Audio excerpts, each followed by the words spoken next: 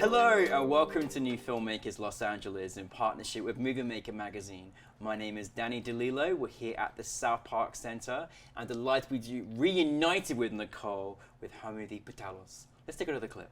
Ahora sí me va bien. Los gana el sol, los gana el sol. Oye, las migras se agarraron todos del centro. Alejan de Downey y Eastern. A ver. Vámonos. Hazme cabrón. Ahora sí me va bien. Ahora sí me va bien. Huelen rico, ¿sí? Nos trata como si fuéramos criminales. ¿Te gustaría mejor que fuéramos invisibles? I'm so happy to be reunited back with you again. Is this film number 3 at New Filmmakers, right? Yeah. We've actually forgotten. I don't know how many there is. Just keep making them. I'll keep making them, don't worry. Keep making them. Firstly, we're just so proud of you. All right, I can't believe in this past week you were on Spectrum News with New Filmmakers Celebrates the event. Now you're here with your film. You just got off the stage, and now we're doing this. Like, you obviously keep coming back, Nicole. What's going on? I don't sleep, Danny. You That's don't what's sleep. going on. You're a filmmaker then, right? I'm a filmmaker. No, I'm super proud of you, and we're super proud of you, New Filmmakers. And this film just had my heart just clenched in strings, and I was crying with my cats. It's a beautiful film, but for those that haven't seen it, tell us a little about the film. So the film came about, it's my AFI Cycle 3, what they call it, which is like a film that you're supposed to make your first year, but because we were a pandemic, we never got a chance to make it. So they were like, here's, a very small amount of money. What do you want to say or do? And so we're driving around one day with my producer, my screenwriter, Dawn DePetta, who was in A Place in the Field, and co-wrote Mancha with me. So we're driving around and we see Genoveva, a street flower vendor, pulled over and just started talking to her and asked her to tell us her story. She was so kind, so welcoming, and that's how the journey began. I followed her around for 6 weeks. She took me to the flower market with her. I sold flowers for her. I was on the streets like, okay, I love it. I love it. That's called method acting. There you go, right? Yeah. Method directing. Yeah. So that's how it came about. And then I asked her, hey, can I shape this story? So it's not documentary because I wrote the full script, and she allowed me to kind of shape the story around her life. And then one day I said, Genoveva, I just don't think anyone could play this role as well as you. Would you be up for this challenge? And she was like, never in my life did I imagine anyone would ask me this or that I would be a part of a production. And she said yes. And so it's her first time acting. I don't believe you. She's brilliant. She's phenomenal. Yeah. Like firstly, well done for just, it's always so nice to hear how a story became inspired. Like you literally were out with your producer, just driving around the car, and this whole world, this story has been created just by being an observant artist. So kudos to you as well. You always do so well in your articulation and way of the way you think about story and the way story gets created. But my goodness me, I fell in love with her. Like literally couldn't take my eyes off of her and her story and everything she gave. I mean, when that moment happened, when you're like, okay, you're gonna be. How did that work? Like, I mean, she must have been. I mean, she looks like she's done about 30 films, but like. I know she was frightened, but I just said, I'm gonna give you the script. We'll take it little by little, which is funny because then I did a bunch of one-ers, and then I blocked her as one would an actor, an experienced actor. So we did blocking, camera blocking. And she just, as soon as I said action, I don't know. I'm not taking credit for anything she did because she just did. She just felt. And, a lot of the times with actors, you don't see them, you see them kind of emoting. She didn't do that. She was just really grounded in it and just brought herself fully. And yeah, it was beautiful. Well, I mean, I just love that you took this snippet of a life story in Los Angeles. Like we see street vendors all around us every day. I've bought many flowers off flower vendors on the street before, so I was like so happy you took a slice of her story and brought it to life and brought it into focus onto the mainstream, onto a screen. Like this is an LA story, you know? I mean, it exists in other cities, but it felt so LA in this particular I mean, context. we see flower vendors in other cities, but I never see them like in LA. No. Like they're just everywhere in LA. Yeah. Like this is a career. She's been doing it for like 23 years. Yeah, but also just like watching this experience through her lens on screen was so powerful. Just because you just fell in love with her and her story and everything she brought. But what was that like for you directing this particular film? Because I mean, of course, it's a little different. You know, you've gone around for 6 weeks with her.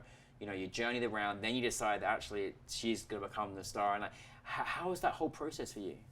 I was pretty easy. I don't know. Like, you know what's interesting is that most of the stories that I've told are personal up until this story, you know? And so I think in a way taking her story and feeling like how can I relate to this? How can I see I'm very lucky. I was born in the United States, although my parents took me to Honduras, but I had my papers.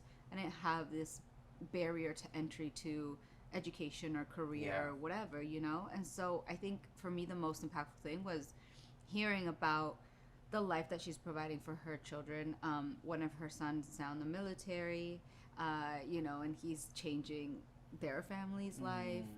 She's been living in the same studio apartment pretty much the whole time she's lived in LA. And I think it just gave me a whole new level of empathy in how to look at characters. Yeah. You know, not just this story, but every other story. Like, how do you empathize with your characters? And even if they do terrible things, like, they do it for a reason, you know, to survival. Like, it's survival. Of course. I love that you said something that, I mean, I know we're both pretty empathetic people, right? But, like, I felt like I went to a new level of empathy because I got to see a life behind the lens, you know? And my goodness me, I didn't realize just when she was sad, like I was devastated with her. Like it was powerful stuff. And then she doesn't let it get her down. She's like, oh, I'm gonna keep going, you know? I mean, that resilience, everything. But there was so much said. I mean, I don't know if she knows that she's a great actor now. I hope she does. You're a brilliant actor. I've told her. Please, you know that you got a destined career for you in front, and Nicole's gonna help you. I'm like, I got you, girl. But like, she was like, I couldn't take my eyes off her. She just took us on this journey, and when there was strong emotions of feeling, even just the way she cared about her family, it was all really there. Like it was all there. Now, how did you, like, in terms of filming it and having to film it, because I felt like it was I loved the way that it was shot. It was very close. It was I felt like I was right there.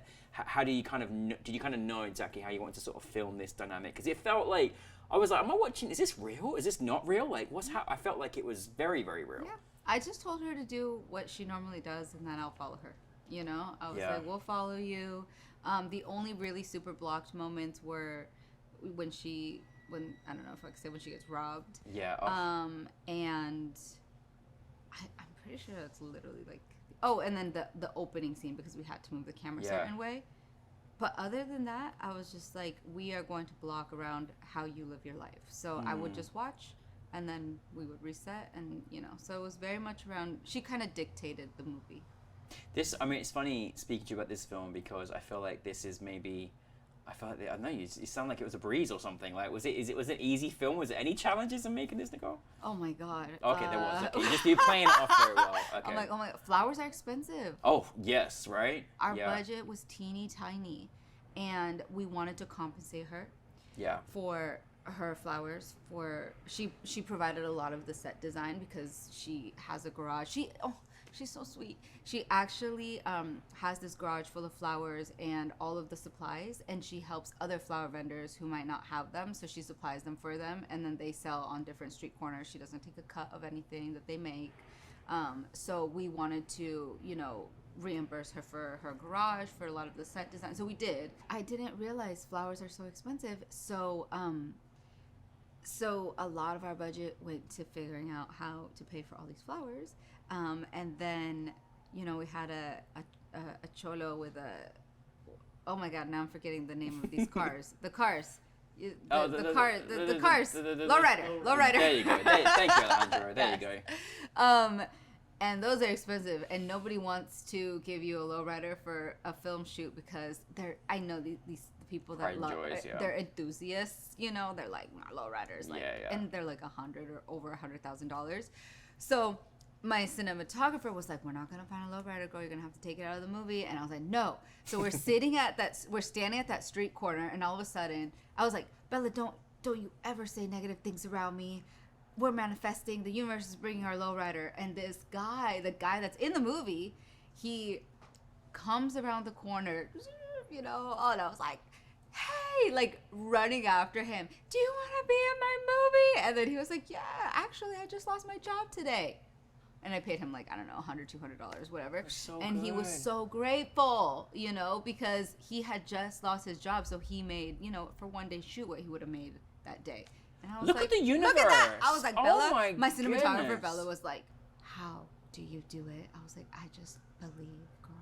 Don't ever stop Nicole manifesting. No, like, we have seriously. to. Oh my goodness. That's some. Yeah. Look how all this came together, like literally on the street. All this I came know. on the street. You do realize that. That's I amazing. Literally, all of it came together on the street. Wow. And like lots of non-actors, you know. He was a non-actor. The woman who's like making tortillas and is in the opening scene is my friend's mom. Keep it in the So family. lots of non-actors. This is we went to amazing. the streets in downtown LA and just a bunch of the flower vendors out there. I was like, hey guys, we're gonna shoot you. And they're like, yeah, great. I don't think you can watch that film without being just like, you left us with like feelings, you know, just I still think about it. I still like, you know, I mean, I love going to street vendors, whether it be for food or for flowers and things like that. And sometimes even if I can't even speak the language, we still have a moment together and everything else. But to go and take it behind the lens and show the life and that experience and that day was so powerful. Like, I was just like, it just like you said, it gave us that new level of empathy that we didn't even know that we had, you know, and especially appreciation for all the vendors we have in Los Angeles and people that are working really, really hard to make a living. What did you want your audience to take from your film? I want them to stop ignoring the people around us and to look at everyone with humanity and see that and I'm gonna cry now too. I was like, the vendors are humans, you know. They're part of our community. The stories I heard about the stuff that happens, she says they get disrespected, that people, you know, say you're taking our jobs, or treat them like beggars. She says, she's like, I work so hard, and sometimes people come and just like completely ignore me or don't look at me like a human. And so for us to just realize that, you know, a smile goes a long way, or connection. And I'm gonna say this to the camera: buy flowers from your local street vendors. Yes, yes, 100%. I'm with you, and it makes me so happy to lead it back to you that you're a filmmaker, because you know whether you're enhancing someone's lives and the people that are in your film, you're also sharing really important stories, but enhancing empathy and perspective and all those things, and to appreciate that. So, I'm so glad you're a filmmaker. I know you're always busy with New Filmmakers LA, but when you're not doing something incredible for us, like being on the live television, what is? I mean, listen, you're on the festival run right now. How was it up there? Was it fun? Did you have a good time? Oh, so fun. Yeah? It was a big good. audience. The big, oh wow, they come. People come. You I know, it's exciting. from all over the world as well, which is amazing. Dare I even ask, what do you do? Where are you going next? Where else are you going on the streets to find more stories? Oh my God. So actually I have my next feature. We've been working on putting it together, but we got our 2 actors attached, Jay Hernandez and Adriana Paz, and it's a historical drama, Mendes versus Westminster, about the desegregation of the school systems in Orange County. Good job. It's a pretty big film. I'm excited about it. And then I've been riding a lot of horses. And horses have been saving my life, so that's why I'm in the rodeo community now. Amazing. So I'm kind of helping a friend, Stefan, build out his company called Iron, which is focused on everything Western for Black, Native, and Indigenous and Latino communities. So really kind of just like going out, filming different types of charreadas and doing a docuseries. Yeah. You never stop. No. You're actually on set tomorrow, right? Doing something. I mean, see, as Rodeo. Nicole, rodeo. It's amazing. Oh my goodness. Okay. Well, again, thank you for sharing this story. Like, it will forever sit in my heart, and forever will just make me just, you know, appreciate even more the people in and around us that are street vendors in Los Angeles. So Thank you. But well, just keep making them. Thanks, Dan. All right. I will. You know. I'll keep coming as long as you have me. I'm here. Of course, of course, of course. Thank you for all the energy that you bring as a human being to filmmakers and their lives, because you could be just a filmmaker, but you're also a very special person and impact a lot of people, and you know, and that's why you're a great filmmaker. So thank you very much. Thank you. Thank you, Nicole, everybody.